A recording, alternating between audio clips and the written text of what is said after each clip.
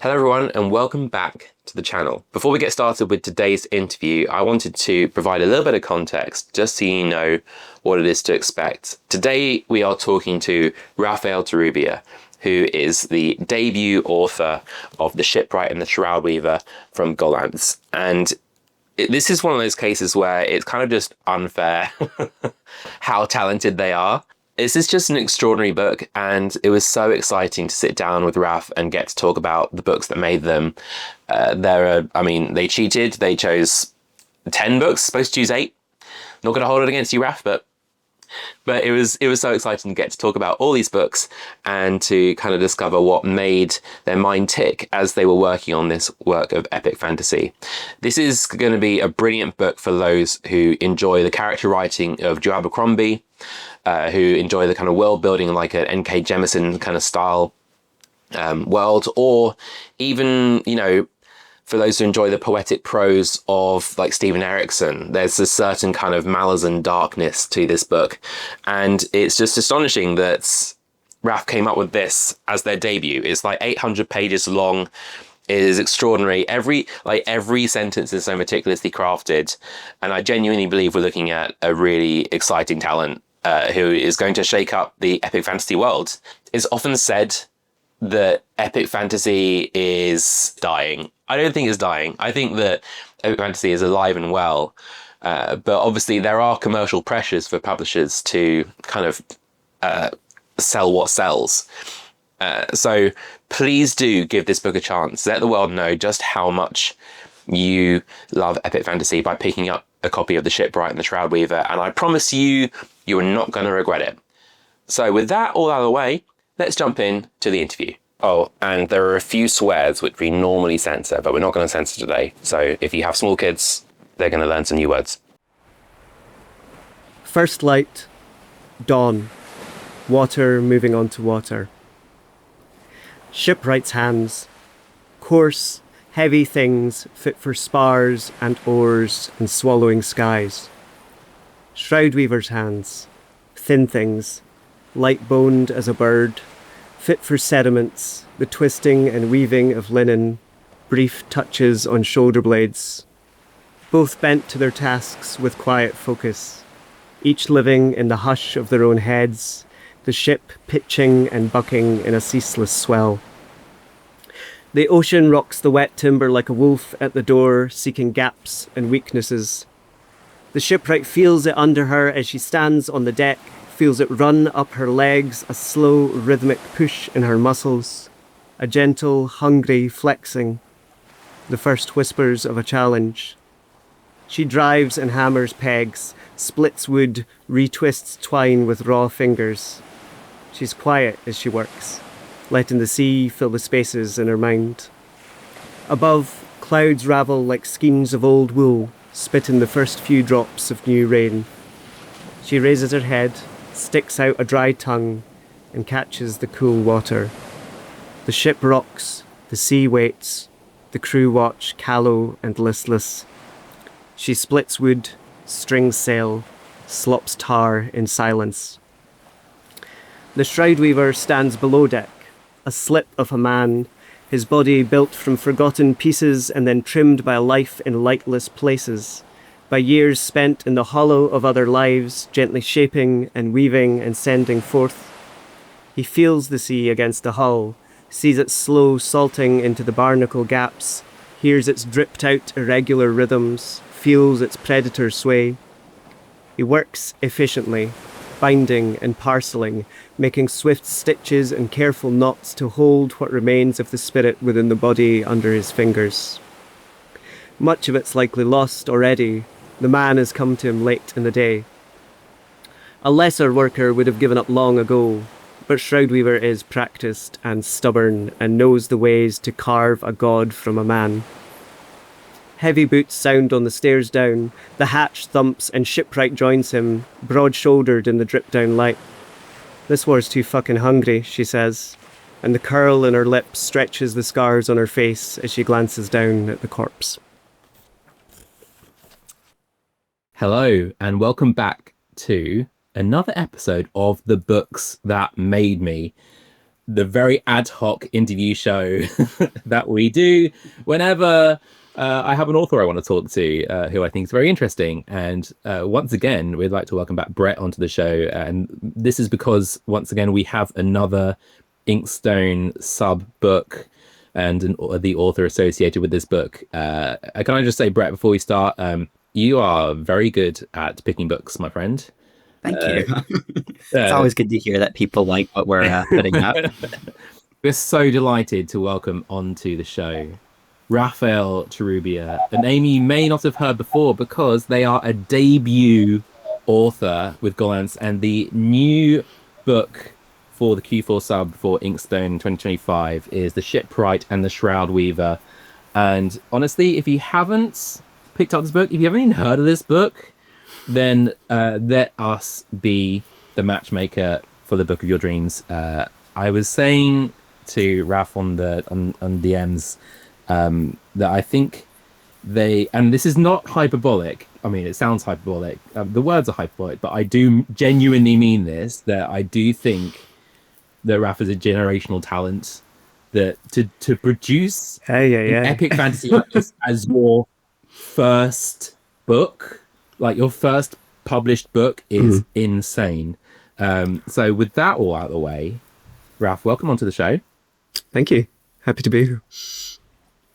Yeah, I've made you all humble now and all shy, but you genuinely deserve all of this because I do think it's an extraordinary work. And I'm half Scottish. I began humble. I was born humble. It's funny now, we've actually had quite a few Scottish authors on this show. If I'd say, like, we've done like 8 episodes, something like this particular interview, I think we're running at about 50% Scottish. Nice. I'm glad we're skewing the numbers. It's good. Yeah, absolutely. Something about Scottish literature. There's a pool of talent up there. Is it like definitely. Do you feel like Scottishness influences your literature at all? Yeah, absolutely. I mean, I think even just growing up in Scotland, I think you can see in the book in Shipwright and Shroudweaver that the landscape is such a like omnipresent thing. The coast and the forest and the mountains, and it's kind of it's its own character in a way, and it carries a lot of the story with it. It holds a lot of the magic of the book is in the landscapes and maybe in the way the characters sort of interact with the landscapes. And I think there is something quite breathtaking, when you're a wee kid in the back of the car and you're getting driven up by your parents and you go up to the Highlands and you see it all unfolding out in front of you for the first time. I mean, that surely rewired my brain at some point. There were neurons that got sent in a totally different direction. And maybe that's when I was doomed to write fantasy. I don't know, but it feels like it, I think, sometimes. I mean, we drove through Glencoe for the first time about 2 or 3 years ago, and even as a then 31-year-old, I felt my brain being rewired by the landscape. So I can only imagine what that would do to a very fertile infant brain. Yeah.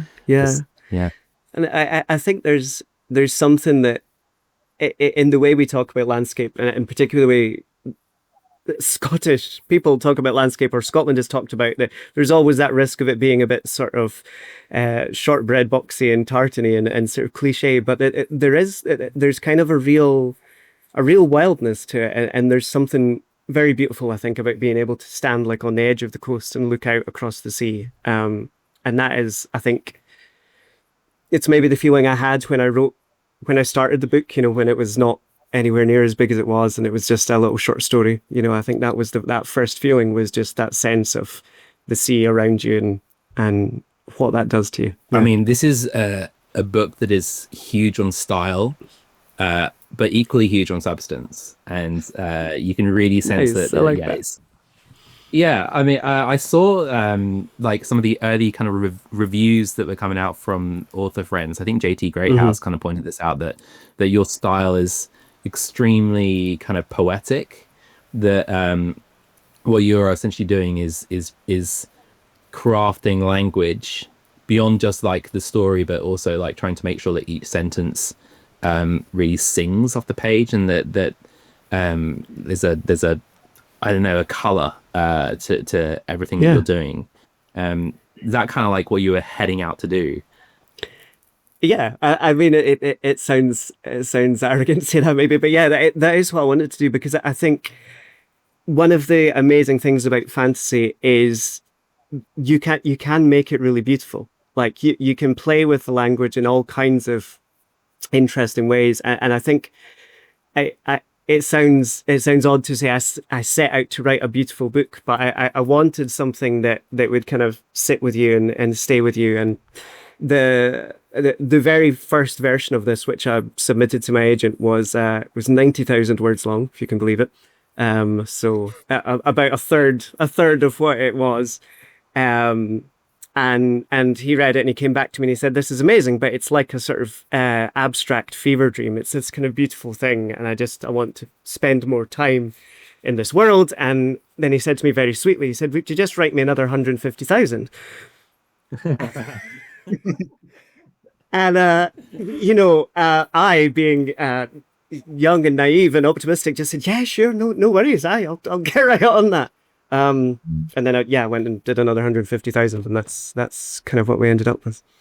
That's so crazy. I literally, the only advice I've ever heard from any agent is don't write a book longer than 150,000 words for your first. I mean, some of the anecdotes you told me about your agent, just briefly a minute ago, before we started the call, I'm getting a flavor of now I am on record. I would like to say that Jamie is perfect and wonderful and has done nothing wrong in his life.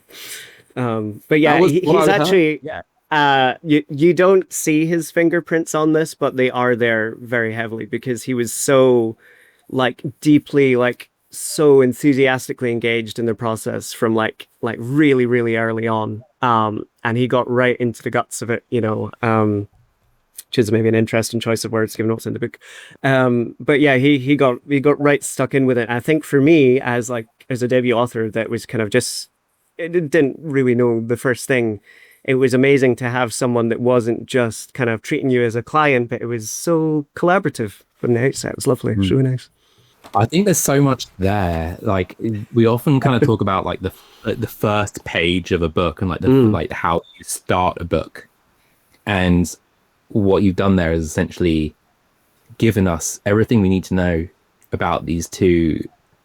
Basically, I mean, I don't want to use the word gods because they're not gods, but they're these two heroes. These characters who have shaped the course of history of this land, going about their work, the work they know best, and with the craft, the skill that they are so trained in, I was like, page one, oh, okay, I'm gonna like this, and it is extraordinary. Yeah, when I read it a year plus ago as an early manuscript, after the first page, I thought, if the rest of the book is like this first page, then I will die to have this book in my subscription, and I will do whatever it takes. And the rest of the book did me right. So, yeah, no, and you didn't even have to die. It's great. No, you did. Yeah. I know, what a perk. I think that's a really interesting thing you said, though, as well, about the characters and how you meet them. Because it's like there's very little said in that first page. That they're almost silent. They don't kind of start talking to each other for a wee bit, but you sort of you learn what somebody is by what their body does. You learn what they're like by how they're working. So yeah. Definitely. How it's reflected on their hands and the contrast between them as well. Yeah, there's this exactly. The hands kind of bear the scars of many years of work, or not, as the case may be. I think that's wonderful, and they make an incredibly interesting contrast pair throughout the book. But I don't want to get too much into that because people need to read it. They need to pick it up and ideally, yes. You were touching on earlier a little bit about what fantasy is capable of doing, and I'm gonna hijack that as a segue into the first question, because in this kind of interview format, which is loosely based / ripped off of Desert Island Discs, Please Don't Sue, we approached this with a number of questions which we handed to Raf to ask, what question? What are these of this list of questions? Which ones interest you? And we also had some questions which were specifically about books that influenced your writing as well. But the first question that we asked you on this list was a book you wish you had written, and I'm always interested to kind of hear people's responses to this question, because I think it reveals a lot about what they're trying to do as an author, what their intentions are, and what appeals to them the most. And you chose this book here, which is Mythago Wood. I chose by that Robert book Holt. there, yeah. Yeah. It's this one right here. And you gave for all of these, because Raph is extremely hard worker. This is such a polite way of saying I answered the questions like a real only child. Like I fully, I tackled this like a competition that I had to win, and I did, and that's fine. So it's all good. But what is it about Mythago Wood that makes you, that kind of captures that you wish you had written it? I think this was one of the first fantasy books I read where it felt like I was learning the shape of another world, where it was just being like unfurled in front of me. And my kind of suspension of disbelief was almost instant from the first pages, because the kind of the richness and the texture of the setting, because we move into this kind of this character who's kind of coming back to England from a war. And he's kind of rediscovering the country because he's not been in it. So you're kind of, you're relearning it as he's relearning it, you know. And just the texture of the writing, like the feel of the leaves, the sound of the forest, the way he describes even just the mundane stuff set against it, like sitting down at the kitchen table, the texture of the table and all that sort of thing. It immediately feels like a sort of a believable world, which I think is such a kind of an easy term now. Like we talk about, oh, it's grounded, it's believable. What does that actually mean? You know, and I think it means that you can feel your body sitting down at that chair when you read about the chair, or you can feel yourself stepping into the forest when you read about the forest, you know? And he does that with just the lightest touch. And then because he is an extremely terrible, sneaky person, there is all this beautiful myth that suddenly comes just creeping out the edges of the book. And it's not presented to you as something utterly fantastical, because it comes in from the edges. And by the time it's kind of wrapped around you in the story, you kind of, like the character, don't realize how deep in you are. And I think it was the first fantasy book that I thought, like, fantasy can be really beautiful, and it can also give you a story that will take you by the throat and not let you go until you're done, you know? Absolutely. I think there's something he's saying about, like, is like, and it's present in your work, obviously, like the senses, you know, you're using, like, it's a bit of a writer's trope of, like, make sure you use all the senses, but you can really tell when someone has been in the woods and has observed it. Like the smells of the earth, you know, the sound of, like, you know, rain clattering against the like wetly against leaves, and you know, the earth under your fingers, and as you can evoke those senses, you can really place the reader there, so that when you introduce the fantastical elements, that they feel more gripping and more visceral, you know? I think because he has that authority about the mundane stuff, it just gives the authority to the fantastical stuff as well at the same time, you know, because you're already with him, you trust him at that point, you know. It's incredible, genuinely.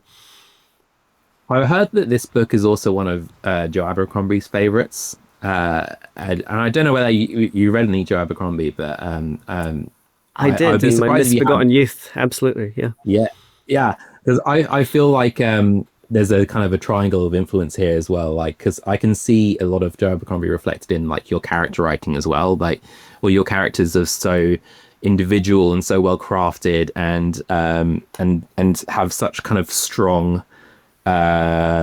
idiosyncratic dialogue, and the sort of a jokiness, a kind of a lightness of touch as well.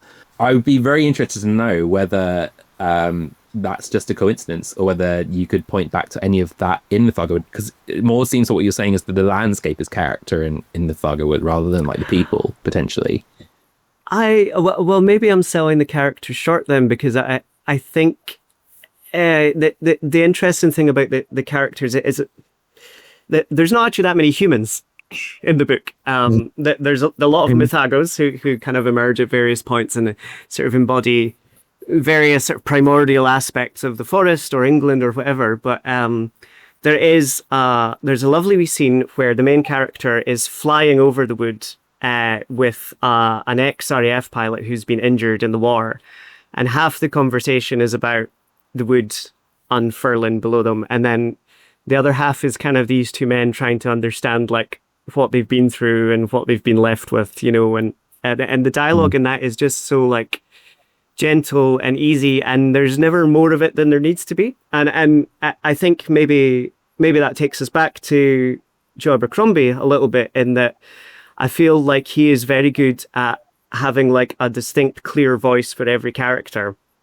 And when they come in, it's always with something relevant that kind of pulls the focus where it needs to be. And there's a bit of that in Mythagowood, but a lot of Mythagowood is about quietness as well. There's a lot of internal monologues, and I think that's something that I try to do a wee bit in this book, is to let you inside the heads of the characters as well as let you kind of spend time with them when they're talking to each other.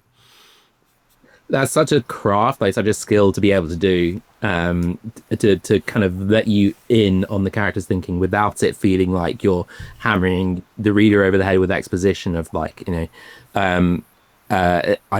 I kind of am slightly in awe of that, because anytime I've tried to do that, it kind of comes across as me trying to tell the reader something. So I'm yeah, it's a skill you've used very well. I mean, I can think of whole chapters that are kind of mostly spent inside the character's head, kind of showing how the plot is evolving and giving context. So yeah, masterfully done. I'd like to. So we have limited time. I do need to move on. This always happens, by the way. We always just end up by getting stuck on a book that we end up just talking about for hours and hours. With Annabel Campbell, it was Starlight Barking, the sequel to 101 Dalmatians. Good choice. Yeah. You read it too? Mm-hmm. Have you read it? It's crazy. What is up with the swooshing? With we will chat about this later. Anyone who's watching this. This is the benefit of a library reading challenge when you are young and bored in rural Scotland, is you get through a lot of books that you otherwise might not encounter. You know? Your list is what is the most diverse and interesting list that I've had so far, in terms of like, I haven't read any of these. I'm going to do some research, and that's opened my eyes as well. It's just such a nice thing to be asked as well. Like, it's, you know, to actually get time to sit and think about, you know, what inspired you and what did you want to write and all these kind of things. Yeah, it's lovely. Going on to this next bit, like the actual like the book that inspires you to write is that you answered for the specific prompts. Fascinates me as well, which is you referred to the Fabled Lands series by Dave Morris and Jamie Thomson. And the peculiar thing about this, for people who aren't familiar with the format, because they are, you know, young or just weren't exposed to it is that they are game books. This is books that you essentially that have a beautiful involvement for the reader as well. You wanted to kind of describe what these are really, and it's you. Yeah, I mean, I guess these were an evolution out of sort of the choose your own adventure books, where you have a story and you kind of turn to a different page to get different outcomes. But I think what Dave and Jamie did was to kind of like supersize this in a way that I'd never seen before. So they published, I think, 7 books, and each book was its own country or continent, and you could travel between them. So you would make a little character for yourself, and, you know, give them like adventurer's equipment and all the usual stuff.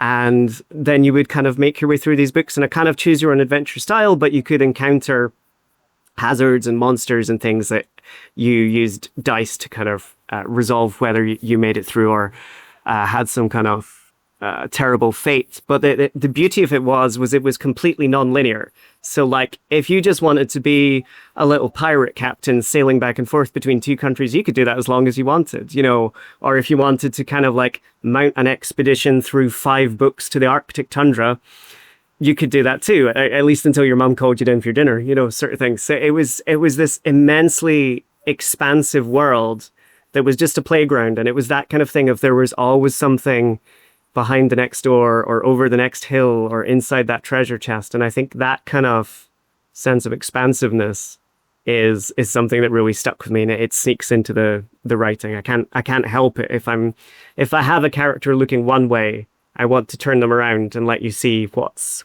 over to that side and what's over there, you know. The temptation is to do that all in a map, isn't it? To go like, you know, to kind of invent the world and kind of put it all down on a piece of paper.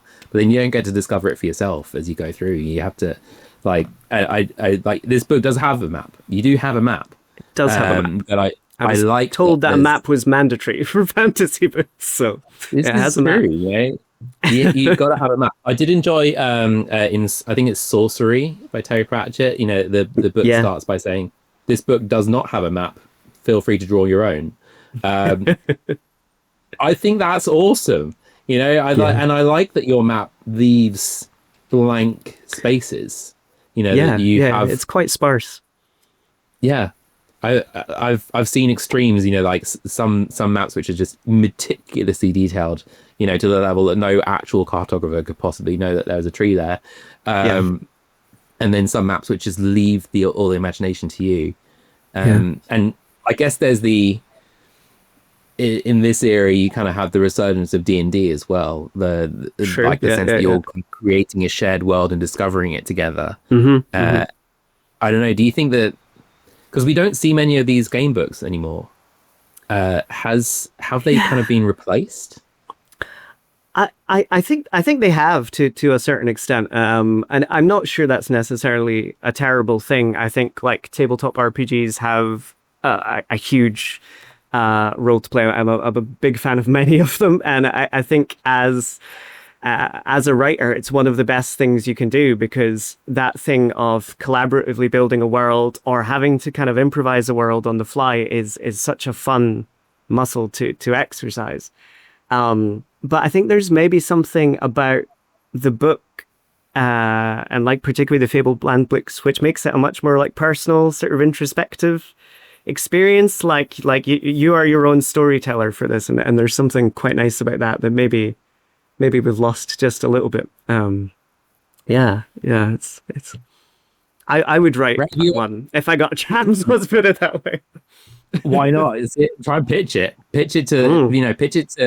Bethan. You know, who knows? You know, maybe Gollancz is time. Maybe Romantasy is dead and long live the game book. You know, let's Brett, have you ever played a game book?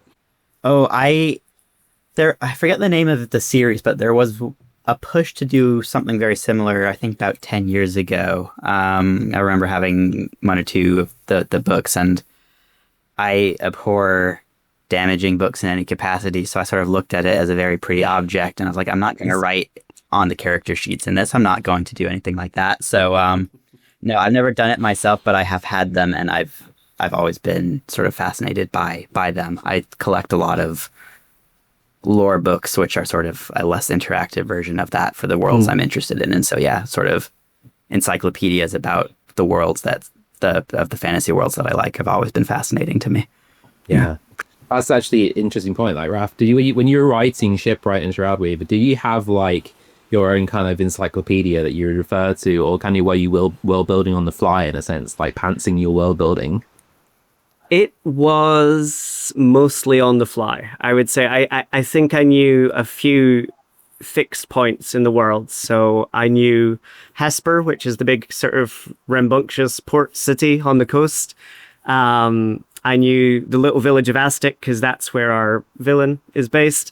And then I knew that up in the mountains there was this mountain fortress, this kind of underground city of Thel, which is where nothing bad ever happens. And between those three places, I had this kind of world to move the characters through. And I think as I moved them through it, you know, the ground is created under their feet. And in many ways, what appears is what's needed for the story, if that makes sense, you know. It's the lone sheep wandering out into the fog of war in Age of Empires, you know, like discovering the world as they walk out, you know. And there were many I- times writing this that I felt like a lone sheep in the fog. So that's very accurate.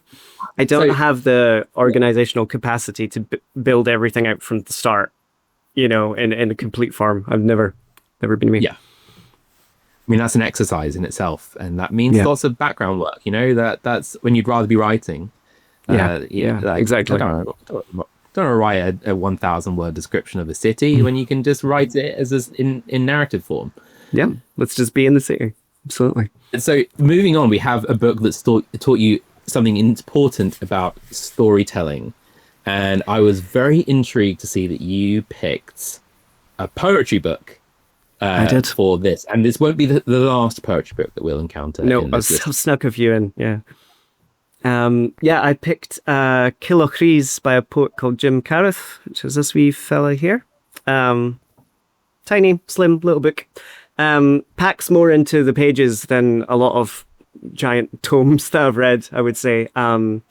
It's this beautiful little story about two men at a kind of remote farm over the course of a year, and the reasons that one of them has come there and the reason that one of them has never left there in his life. And they start off being quite different and distant people from each other, and there's this sort of understanding that grows between them through the year, and as they survive all the kind of hardships of life in this remote place. And it's so incredible in the way it works, because it's a little collection of poems, and they all kind of sit next to each other, and they're not quite chapters in a story. It's more like you're getting little glimpses into points in time in the world, and just one of the most heartbreaking books I've ever read as well. But in an incredibly delicate, elegant way that also doesn't shy away from any of the stuff we've been talking about, like the earthy realities of life. Like, there is a lot of blood and shit and earth and death in this, that sort of thing. But a lot of beautiful, spare little moments, right in the cold edge of the morning as well. It's honestly a gorgeous thing. I would recommend it to anyone. Oh, it sounds absolutely beautiful. You mentioned in your notes about how you because it's kind of set out in these kind of little fragments, these little glimpses of things that you end up kind of giving the reader the opportunity to piece out the narrative from the information that that you're given, but you're not told it conventional narrative format. Yeah, is that something that you consider playing with yourself as an approach? Yes, this can be a fun little secret, because I think you're the first person that I've told this to. But in the epigraphs of the book, so the wee bit start of each chapter, if you didn't read the rest of the book and just read the epigraphs, there are actually 2 or 3 little story threads that run through all the epigraphs in the book. And at least 2 of them are significant characters for the sequel. So I'm kind of queuing up a lot of the beats that will hit in the sequel in the epigraphs of the first book. So that was my little nod to Kill o' Chrees, was just having these little fragments that actually, if you play around with them a little bit and set them together, you might get some clues as to what's coming next. So. So the version of it that I read did not have the epigraph. So now I am going to need to go back and give it a reread, I think, if it sets up the next book. The reason your version didn't have the epigraphs is they were still on my kitchen table, cut up into tiny little pieces, getting frantically shuffled around. But, I love that. It kind of, the plot, the plot being findable in these glints of the text kind of reminds me of a book I read recently, which is one of the Ursula Le Guin Prize nominees, which is Remember You Will Die by Ian Robbins. I don't know whether either of you read it. I don't know. But it's a story that's told entirely not epigraphs. That's what we're just talking about. What's the words? Obituaries. Oh, wow. So every That's single amazing. chapter is an obituary, and you have to kind of piece together the plot from each of these people's lives, and that is so cool. I will head for that straight after this, definitely. That's amazing. Highly recommend. I think it should have won, but I do also Rakesfall was it was Vajra Chandrasekhar is a fantastic author, and maybe it deserved to win. I don't know. Did you read Saint of Bright Doors? I did. Yeah. And I think that could have been another one that was at the top of this list for me. That could have kicked off Mythical, but to be perfectly honest, sometimes I read things and I don't have any intelligent things to say, and I just need to go a big walk and think about them for a bit. And that was one of those for me. Like, I just needed to let it sit with me for a while, and still do. I think. Yeah. So moving on, we have another poetry book that you just chucked out. Are you loving the poetry? Love to see it. So this is a book that helped you when you're in a bad place, and reading your responses as well. You got me in the feels too. Like I'm and this is also something that if anyone's curious about this particular poem, they can just go and read it, because it's just it's up online. It's right there. Yeah. And it's very short. It won't take you more than a few minutes, but it will get you. And that is Sometimes a Wild God by, is it Tom Hirons or Hirons? Tom Hirons, yeah. Hirons, yeah. Wow, gorgeous poetry. Do you want to talk about it? I do. I'll need to kind of keep myself level, because every time I think about this poem, it shakes me up a bit. I think it is a poem that somehow encapsulates a lot of things that I think about all the time. So the basic setup of the poem is that someone is visited by an injured god of the wild, and they're kind of, in a way, they're sort of the embodiment of all the stuff that you've been neglecting. So like, while you've been surviving under late stage capitalism, this god is an embodiment of your dreams and like what you were as a childhood, and the last thing you said to your first sweetheart, and the last sunrise you saw, and the taste of honey, and all these like little beautiful joys that you've maybe neglected for a while. And this god comes in and sits down at your kitchen table, and suddenly the wildness starts to creep back in. And I read it every time my heart is broken, and sometimes in between. And it talks about the fact that like none of us are perfect as people, that we harm each other inevitably at points. And the question then is, what do you do with that? And how do you move on? And like, if your heart is broken, kind of, how do you keep dancing, sort of thing. And it's not trite, and it's not twee, and it doesn't pull its punches. It tells you that there's going to be hard things, and it tells you that there's going to be beauty after the hard things. And for me, I think there's something incredibly special about that. Like you say, it's so short, but the journey it takes you on in that time is incredible. And I think for me, like not to put too fine a point on it, but a lot of the characters in this book are old or older, and they have lived lives where they have made decisions that sometimes they were proud of, and sometimes that they wake up sweating in the night thinking about. And what I wanted was to have fantasy characters that had kind of gone through all those revolutions and wars and kind of amazing things, and think, what kind of person are you now, and what kind of person do you want to be after this, and then give them this world and this catastrophe to deal with. So that's where Tom sneaks in for me, that kind of wildness, I think. Yeah, it's incredibly beautiful, and I think you've done it extremely well. I love the fact that your protagonists are old, that they have so much history and have built up so much wisdom. Doesn't always lead to them making wise choices, but it does definitely lead to them having perspectives that can be kind of profound or shattering. And I mean, there's something in poetry as well that kind of gives that ability to express a sentiment in very precisely chosen words. Yeah. That I'm always in awe of poets, and how do they do it? How do they do it? Something I'm still trying to figure out myself when I'm writing poetry. I think it's, I can't remember who said it, but someone once said to me that it's the beautiful thing that poetry does is it gives you a sentence that makes you sit with things that you might not want to sit with, but you'll be glad you did. And that's always how it feels for me. Yeah, I mean, the influence of poetry is all over your work, all over this book, and as kind of we touched on it before. Like, I think that there's so many kind of sentiments which you've like is very carefully chosen words can invoke a meaning that is like different from the words themselves. The master of this is Ray Bradbury. Like, if you've ever read any Ray Bradbury, Something Wicked, for instance, Something Wicked This Way Comes. Like, there are so many sentiments expressed in that book, which are like, if you sat and think about the sentence too long, it doesn't make any sense. But when you see it first glance and you read it first time, you're like, it hits something out there that isn't inherent in the words, but it pulls some feeling down onto the page and evokes it in you. Yeah, exactly that. I think you're just trying to conjure the feeling of the thing. And that's sometimes it is just a little twist of a sentence, and it hooks you where it needs to hook you. Yeah.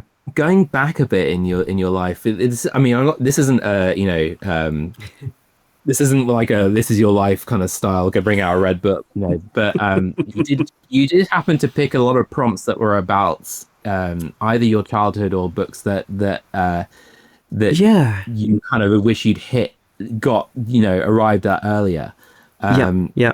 When you spend as much of your life on a book as I did on this book, I think there is something in looking back and seeing like, how you got there. But I think about little me often, because when I was very small, I got asked what I wanted to be, and I had to make a model out of pipe cleaners. And so I made a little pipe cleaner man that said, I'm going to be a famous author by the time I'm 21. So I'm just a wee bit behind. It's fine. I'm catching up, But yeah, little Raph would have been absolutely delighted, to have this doorstop sitting in front of them. Absolutely.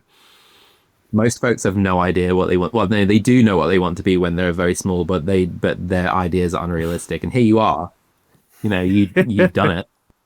It's there. Yeah, it's real. It exists. Done it, yeah. It's a great joy. So in that whole kind of spirit, we've got a few things here. So first of all, we start with a book that you wish you had read sooner. And your choice here was a fascinating one. And I really want to pick it apart and see what you meant by some of the things you said about it. So the book is No Boys Play Here by Sally Bailey. And once again, you have like two diametrically opposed things that create something by kind of butting up against each other. And you got some interesting kind of genre shifts in there as well. Tell us all about No Boys Play Here. So this is a fascinating book for me. Also, it has a really cool funky illustration on the cover. I don't read a lot of autobiography in general. It's not a thing. And I forget exactly how I came across this. I think it just jumped out at me from the shelf one time. And it's ostensibly a story about Sally, about her childhood, and sort of the quite hard life that she's living, kind of in poverty, and trying to understand kind of the world around her, and the sort of disappearance of what might be some of the like formative men in her life, like her father and her uncle and so on. And for me, the amazing thing is the way she kind of processes this and balances this is she blends telling you about her real life and like the kind of tangible day-to-day things that happened with her fascination with Shakespearean characters. And I feel like Robert Holdstock would be sitting there being like, I also did this, because it's the same thing where myth slides into normal life so gently and overlaps with it so cleverly that you don't question it until it's kind of sat in front of you. And I think for me as a fantasy writer, it kind of flipped a switch for me somewhere in my head, because it made me think about like, for these real people in my book that are living alongside all these incredibly strange and fantastical things, like what is the mundanity of their life? Like what's their day to day, and how do they kind of hold that? And so like, I have quite a lot of scenes in the book that I think are quite domestic in a way. There's people settling down for bed at night, there's people making soup.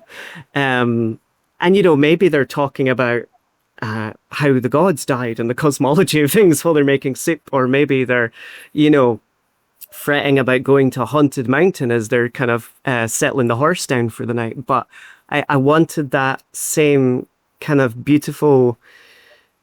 It has like a weight to it, this book, where the Sally's life kind of runs through it, and then the myth kind of brushes across it gently and moves away again. But then you know a bit more about her as a person when it does. It's incredible. It's really well done. This is left me with a massive long reading list.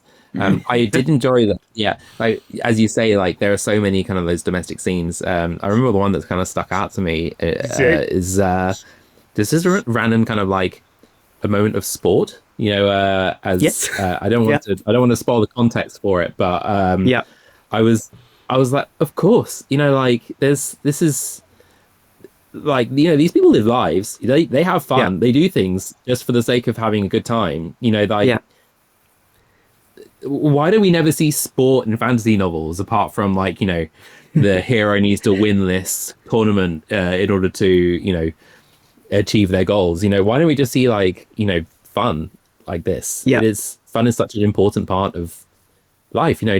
Just leisure. Where's the leisure in our fantasy, you know? Yeah, absolutely. I think that was one of my favorite chapters to write, because it felt like maybe in that chapter you learn so much more about both the Shipwright and the Shroudweaver and the world at the time, and everybody's just kind of having a good time for once. Like it is, but you're sort of learning about weird little customs and myths, and you're moving through the landscape, and they're chatting to each other, you know, and so everything can do double, triple, quadruple duty. Everything can work, you know. So in your book, in Shipwright and Shroudweaver, we have our two main characters who have, of course, a lot of stuff from their past that they're dealing with, and in case of Shroudweaver's case, you know, there's a very, very big problem from his past, which has come back in a very serious way, and in fact formulates the main kind of you know, tension of the plot, the main kind of thing that they're dealing with. And I think it is kind of established early on enough in the story that I can probably say what this is, and that is that the main villain of the story, or at least the kind of the antagonist, I should say, perhaps not the villain, because they are very deep and complex, is related to Shroudweaver. And we haven't really heard a lot yet in this interview about Crowkisser. And you kind of picked out some interesting synergy between the character of Crowkisser and the book that you chose from when you were a small child, which is The Owl Who Was Afraid of the Dark by Jill Tomlinson. This wasn't a link that I made in my head until I answered this question, so it was quite strange for me. So the Owl Who's Afraid of the Dark is a beautiful, tiny little children's book, which is about exactly what it says it's about.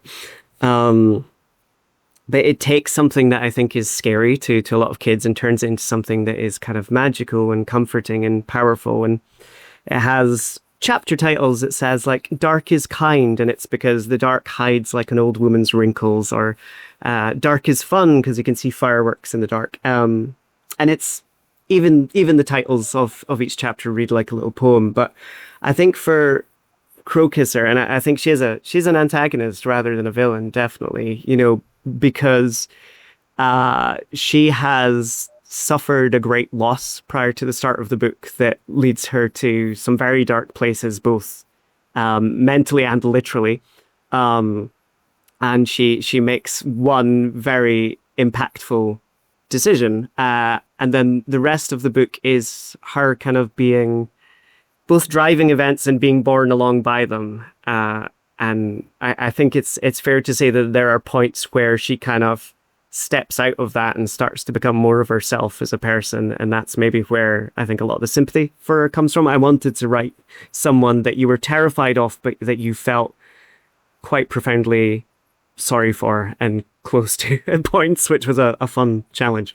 I find her such a fascinating character that, like, we deal with the things that have happened to us in in a lot of different ways, and it's kind of, I guess, up to us to deal with it in the least destructive way to other people possible, I guess. But that's not what she did. To put it mildly. But just in terms of like her motivations and the way she kind of as you say, is both shapes the world and is shaped by it.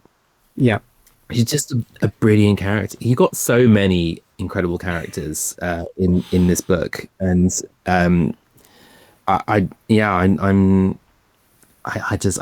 think she's probably one of the most interesting characters in the book itself. I'm glad to hear that. Yeah, for me, she was one of the easiest to write. Like I don't know what that says about me, but I can get into her mindset. I can find her voice very, very quickly. And I think she has a lot of anger, and a lot of it is justified. And I think that's something that maybe we all tap into at some points. Yeah. Again, kind of like moving into another book from your childhood. And I do feel like I can probably kind of stand back and give Brett a bit of a room here to chat. I know how much Brett is a fan of the Red Bull series by Brian Jakes or Jack. I've heard Jakes, I've heard Jack. I'm gonna go with Jakes because I've heard that and I think it's weirder. And this is so Red Bull. This is a book from when you were growing up, and this is, you kind of cheated here as well because you picked this and another bit, but we'll start with Red Bull. I'm should I just open the floor? You guys can just chat Red Bull for a little while. I'll just stand back. And shout out to Morgan as well, who I know absolutely loves Red Bull. Yeah. I think that was one of the reasons I knew Bethan was the editor for me, was when that deep seam of Redwall fanaticism was exposed. But I think for me, Brett, I don't know about you, but like when I was of a certain age, so maybe like not quite a teen, I was really into sort of medieval history and Arthuriana, and then what Brian Jakes did was take all of this and combine it with cool little sort of riverbank creatures and strange forests and this beautiful sort of mythology. I mean, even to have a book that is set in a monastery, like to start off with, is such a kind of it's almost like quite an archaic choice in a way. It's like right back to those old Robin Hood kind of Friar Tucky kind of myths, and there was something about that setting that was so compelling for me. I just wanted to explore every corner of it and sort of every aspect of it. But I don't know how you felt about it. Mm-hmm. No, I was the same way. I think it was one of the first, I mean, it's quite a small book compared to yours, but it was one of the first sort of big, felt like adult fantasy books that I remember reading as a kid because of the relative size of it. And yeah, I mean, I think he does such just a lot of very interesting things with sort of non-linear world building, which I think sort of show up in your book as well. Of obviously the first book introduces this mythological mouse hero, and then when he writes book 2, it's not a sequel, but he goes back and tells the story of this mouse hero, except it's the mouse hero midway through his career, and he periodically throughout the series goes back and dips into the past to do a little bit more sort of exploring the mythology that he's created. And I think I'd never really run into that as a kid, of this sort of very intricate, convoluted of history and mythology. And yeah, I mean, that it is, you talked about books rewiring your brain, and that definitely had that impact on me as a reader.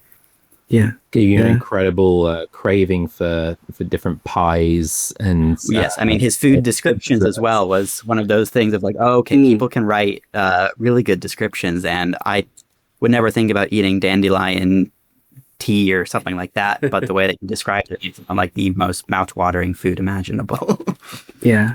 It kind of almost feels like it being like a world inhabited by wooden creatures and their dramas, it kind of feels like something that Brian Jakes kind of like discovered, rather than kind of invented. Like it sort of reminds me of like Discworld, like in like the concept feels like has existed forever. The idea of like of kind of having a lens into this society of, you know, and of course, like how different creatures, be it kind of, we like to anthropomorphize, you know, a kind of investing different qualities on different animals, and it becomes a very kind of simple way of allowing the reader to access that. You cheated, Raf. You gave us 2 books for this for this section. I like cheating. It's great. Yeah. Yes. I've had to like modify my graphics in order to fit your multiple answers, but that's okay. That. You know, the last one we did with NK Hardy, there were 2 of them, so of course they fought over these things and had multiple choices there. So Excellent. You know, it's okay. Good. We've set a standard. It's fine. But the second one he chose, I'm really fascinated by, is The Stones Are Hatching, and I'm going to try the name, Geraldine McCaughrean. You're kind of returning to a book that combines both folklore and the war, post-war. Yep. Something about that appeals to you. I mean, I think I didn't realize how much of a thing this was till I put this list together. And when you look at it, it doesn't look like it's going to be one of the most harrowing books you would ever read. But it's beautiful. It's very well done. And I think, again, it is, you know, it's this story that is ostensibly for young people, and it's about kind of Celtic folklore, and it has, you know, black dogs and little house spirits and all this kind of thing. But then it is also about the effect of war on people, and I want to say particularly the Second World War. This one, that may be right. And the main character in this book, Phelim, is looking for his dad, and I won't spoil where he finds him at the end, but it is perhaps sort of joined up with the fact that his dad had an experience of war. But it's beautiful, and it goes some wild places on this like odyssey where he's trying to save the world from the hatching stones, which are actually the hatchlings of the Stour worm that are kind of coming out into the world and causing trouble.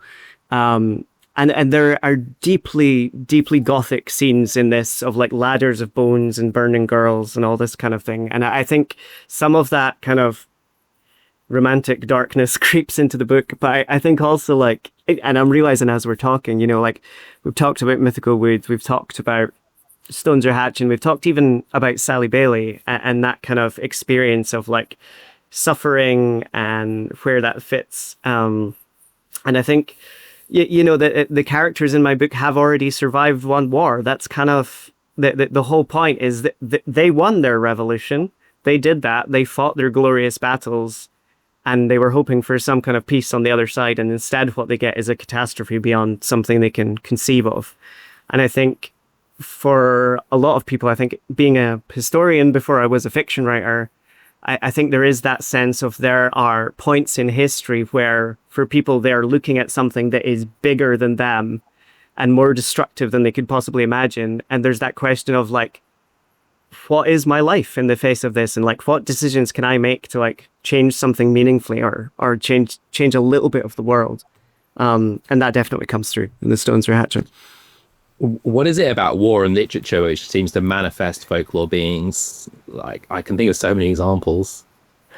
Yeah, it's an interesting one. I think it's something about, maybe potentially, I could be completely wrong. I think it's something about homecoming. I think folklore is the stories of the country that you were from, you know, and the stories that you were raised off. And a lot of these stories, it's people coming back after the war and re-encountering a country that is changed and strange to them, and the way it expresses its strangeness is through the folklore, you know. So I think there's something about that, like coming back to somewhere that should feel safe and familiar and good for you, but actually is wild and unsettling, maybe.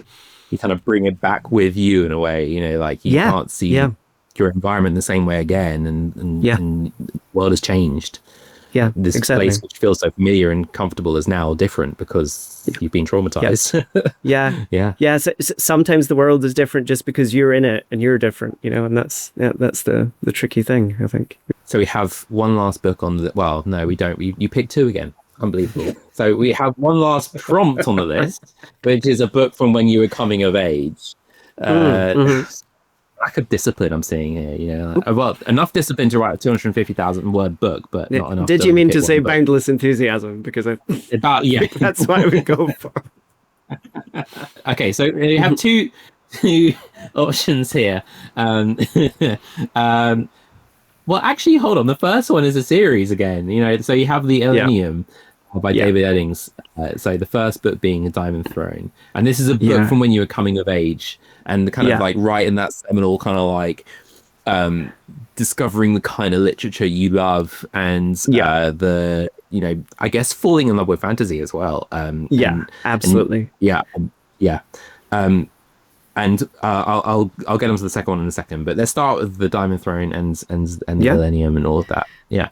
I mean, the Diamond Throne particularly, the whole series, but the Diamond Throne particularly was like a shot to the heart for me. Like I had never encountered anything like it.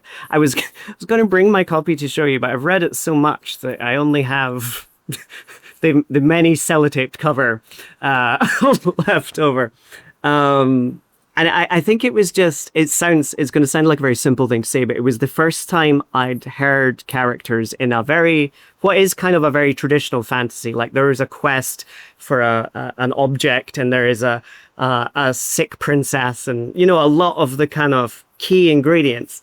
But the people moving through this felt so human, like they were constantly cracking jokes, like Sparhawk and his squire. They have this really kind of sort of, almost like a sort of matey relationship that's really sweet. And the dialogue, even like when we finally encounter, you know, the ill princess who's held within the Diamond Throne, and she's healed, she's got the most amazing like sense of humor, and she tricks this guy into marrying her almost, and she's kind of finding it hilarious as he has been tricked into marrying her. And just that, I think, like having a fantasy book where it's like, oh, like this doesn't need to be serious all the time. And in fact, I care about these people more when they have all those little human foibles and when they're, you know, kind of teasing each other and so on. It was something I really wanted to keep in my writing, you know, and I think hopefully I did. 100%. Yeah, no, definitely that's present. I like as well, like you have so much. Yeah, you really, I think you've done. The characters are very, you know, very obvious. Like you feel like you've known them for forever. Like when you come across it, there's like, there's a whole section in Shipwright and Shroudweaver, which is like you're in a market essentially. Like the Ship and Shroud are walking around, kind of meeting these skilled individuals, and I think every single one that you throw at the reader, I'm like, oh, I know who they are. Yeah, I get that. I get that person. I understand them inherently, and the way the characters talk to each other, kind of gives it. Yeah, they are real people. Yeah, with real concerns, and they you know they feel like you just kind of observe them and wrote down their actions. I think you achieved. Feels like that to me sometimes as well, to be honest. Yeah. Like, why aren't they doing the thing I want them to do? You know, they're doing their own thing. Come on. There was a lot of times writing this where I wrote something and I was like, oh, okay. Like, if that's what you want to do, fine. Like, off you go. We'll see where this ends up, you know. But I think that was one of the nice things about having older characters is I could have like old friendships and even old flames and, you know, old heartbreaks coming back into the story. So like almost everyone they brush up against, they have a long history with. And I think it makes it feel a bit richer. And yeah, it's like someone you have to remember them somehow when you meet them. Yeah. I feel like quite often the temptation as a writer, it would be to kind of introduce the characters to a character as their first meeting and kind of think like, oh yes, I'm going to use this as an opportunity to grant, you know, to show first impressions and but it often doesn't make the most interesting scene. I think what you kind of captured, picked up upon is you know, you can if your character has known this character for a while, they see them at their deepest, they see them at their kind of most possibly even in their most raw emotional states, and they truly know them, so you get to kind of piggyback on that understanding. Yeah. It's a bit of a shortcut to being more intimate with the character, definitely. Yeah. Okay, so your last kind of book in this prompt from when you're coming of age. I know there's one friend of the channel, Cams Campbell, has been rereading these books recently as well as an older adult. And this is The Dark is Rising, and the other books by Susan Cooper. And I find this is very again, you know, your choices kind of have a lot of synergy with each other. And you mentioned that kind of like the juxtaposition of the coziness of the story, but also like the threats that is in them. So do you want to tell us a bit more about that one?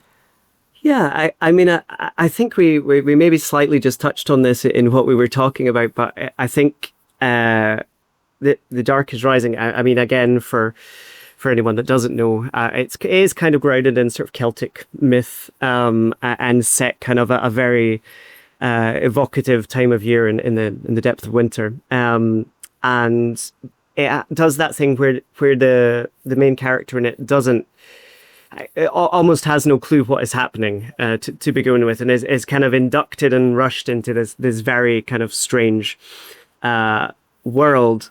But it also has these little touchstones of his like ordinary life in the village and with his family. And somehow for me that sharpens both things. It makes the kind of the terror of what he is experiencing more profound. And then it makes all the sort of companionship and friendship that he finds more significant. And you feel his relief, you know, like when he gets a moment of respite. Particularly in the BBC radio adaptation, which is absolutely ruthless with some of its voice casting. Like it's a beautiful, terrifying thing. And I think I wanted to kind of keep that in this book where like we've said, like all the characters have maybe terrible things that they've done in the past or that they're carrying with them from the past, but they also have a lot of people that love them or care about them, and that's kind of giving them the ability to continue in the present. I mean, Shipwright and Shroudweaver as a pair, the point to which Shipwright's love will last is kind of a big thing in the book. Like how much more of being with this person, supporting this person who she loves deeply, can she take? And I think that's a fun question to play with, you know, like not to just assume that because they're there, they'll be together forever, you know, but to kind of look at the stresses that the world puts on them. And I think, the Dark is Rising just gives us that kind of juxtaposition again of like the fantastical and the ordinary, and it's kind of that tension that I wanted to keep in. So I snuck it in at the end there as a bonus extra choice. I mean, speaking of juxtapositions, at the end, so we've reached the end of the books, but we've exhausted the list you've given us. So I feel like we could definitely chat for much longer about a number of different books. But we do have 2 additional kind of Desert Island Disc style questions, and you mentioned for again a juxtaposition in your luxury item or items, which is a combination of your different heritages from your Scottish side, a peaty whiskey, and a strong espresso from the Spanish side. You mentioned absolutely. that. What is it about like highly concentrated drink that appeals to you? I don't. Why is it about highly concentrated drink? I think for me they serve 2 very essential purposes, which is like a small dram of whiskey will loosen your brain up just enough to write things that you look at and you think, is this absolutely mad or is it great? And for a lot of the slightly wilder bits of the novel, particularly in the epigraphs and stuff, I just kind of wanted to push it a little bit and be like, can we give you something strange here? Can we give you a chapter that is just done in like the style of a mother telling a bedtime story to her kid? Or can I start one of the chapters with an account of a hanging, which will give you a clue to something else that's going to happen later on? And a good whiskey is great for kicking off that. And then a good espresso is really for when you are, I would say, mid that chapter and you must get to the end, and you just need that kind of lance of caffeine to keep you going. So, yeah. Inspiration, perspiration together. Yeah, exactly. The perfect cocktail. In moderation, I should say. And I was brainwashed into liking whiskey due to an early day job. I used to work for the Scotch Whisky Heritage Centre in costume as a whiskey barrel maker. So it's been a problem for a while, shall we say. Just like Susan, you were a Cooper, but a opposite, pretending to be one. Oh yeah. Lastly, I just to finish this off again. Desert Island Discs. Of course, if it's Desert Island Discs, you'd be choosing eight songs, but we've got to invert it because we switch the books and the songs around. So lastly, we have your one album choice. Let's say you've gone on a writing retreat and you just need something to kind of get you in the mood to write and kind of inspire you. Yeah. So for me, it's an album called Once Upon a Blue Moon by folk artist Lal Watterson, which, again, I just heard on late night radio one time, and it was one of those songs where you hear it and it fully stops you in your tracks and you need to rewind it and listen to it again and again. And particularly the title track, which is called Midnight Feast, and there is a line in it which... I'm probably going to butcher because I'm not sure if I can remember it straight off the top of my head, but it was what created Shipwright for me. It was her line, and it goes, I never thought I would find life easy. I was lately falling apart, but then you came and then you showed me how to lean a bit harder on my heart. And I thought, who are you? Who's this person? And she just kind of appeared to me and I had to start writing. And from that, the book was gone. Yeah. And I think that thing of, are you willing to lean a bit harder on your heart, is at the core of her character. Like how much can you take, and is the love worth it? So that's kind of her song for me. So if I ever need to get back into the mood of writing the book, I'll stick on Once Upon a Blue Moon, and it's there instantly, Well, Raf, thank you so much for your time this evening. And I've so enjoyed hearing everything all about the books that made you, and getting to kind of get a greater understanding of you as a writer. I always find when I'm reading a really, really good book that I just want to know what was swimming around in the author's head when they were writing it. So this has been an utter joy. Genuinely, I've had such fun. And for me you so too, much. it was nice to find what was swimming around in my head, because I didn't know until I was asked. Until you start writing it down, it doesn't necessarily bob to the surface. But absolutely. Thank you so much. And for those who are unaware, by now you must be surely aware, but The Shipwright and the Shroudweaver, this is published on the 27th of November, and I'm aiming to get it out on that day. Let's just assume I did, and we're all doing great. So go and get your copy, and I guarantee it will end up in at least your top 5, if not your top 1 book of the year. If you manage to finish it before the end of the year, obviously as well. That's a dense book, thick one, which we love an epic fantasy. And who ever said epic fantasy was dead? Come on, this is just further proof that it is live and well and ticking. So yeah, thank you once again so much, Raf, and wish you all the best with the launch and with the press tour and all that kind of stuff. I don't know what you're going to be doing. Are you doing any good any book events up in Scotland at the moment? We've got one coming up in Perth on December 7th, and then one in Dundee in the new year, so January 17th, as in the libraries there. So if you keep an eye on Dundee Libraries, you'll be able to see that. That is in fact with MK Hardy. The legends. Fantastic. 2 for 1. I want to fly up and join. I don't think I hold the time, but I really want to see if I can. Thank you so much, and we'll hopefully talk to you soon.